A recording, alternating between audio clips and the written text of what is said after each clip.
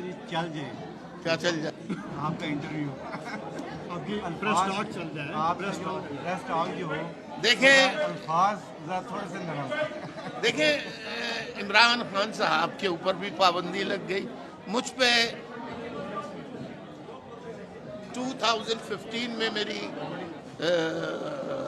میری زبان پر تحریر پر تقریر پر تصویر پر حتیٰ کہ میرا نام لینے تک پہ پابندی تھی.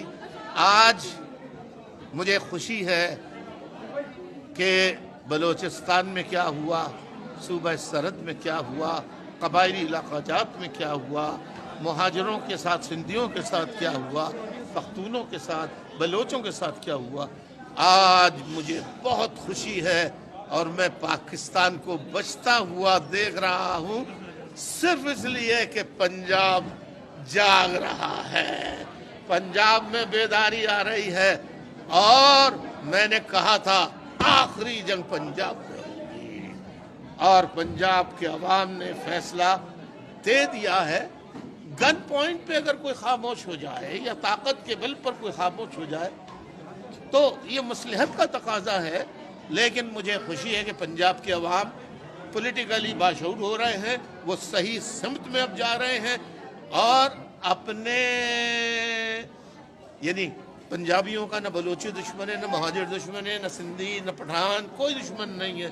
اب پنجابی بھائیوں کو, بہنوں کو, بیٹیوں کو, ماؤں کو, بزرگوں کو سمجھنا چاہیے کہ اگر ان کا کوئی دشمن ہے تو کوئی اور قوت ہے جسے عرف ہم میں خلائی مخلوق بھی کہتے ہیں, اور نامعلوم کے نام سے بھی کہتے ہیں. تو یہ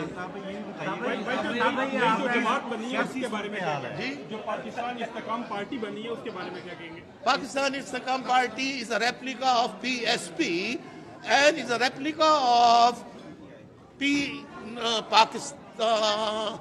MQM Pakistan, MQMP and MQMH. MQM حقیقی it is a replica of Altaf بھائی جوڈیشری کے بارے میں کیا کہیں گے؟ judiciary is not independent. In my opinion, thanks God, میرے اندر یہ اللہ نے طاقت دی ہے کہ میں کہہ سکوں, ثابت کر سکتا ہوں. ابھی میں نے بتایا ہے تمام مارشل لاز کو میں نے تو نہیں لیجیٹیمائز کیا تھا, لیجیٹیمیسی دی تھی سپریم کورٹ کے چیف جسٹس اور پورے سپریم کورٹ کے ججز نے دی تھی. دیکھیں آپ کچھ اس بارے میں مجھے نہیں معلوم کہ کیا کیا جائے گا.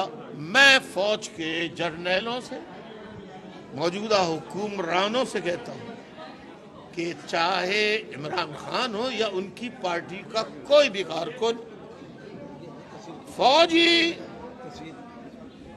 عدالتوں میں مقدمہ چلانے کے بجائے سول کورٹ میں پیش کریں اور انصاف کے تقاضوں کے مطابق کریں تو ملک کے لیے اچھا ہوگا, اور اگر اس کے خلاف عمل کیا گیا تو ملک کے لیے نقصان دہ ہوگا.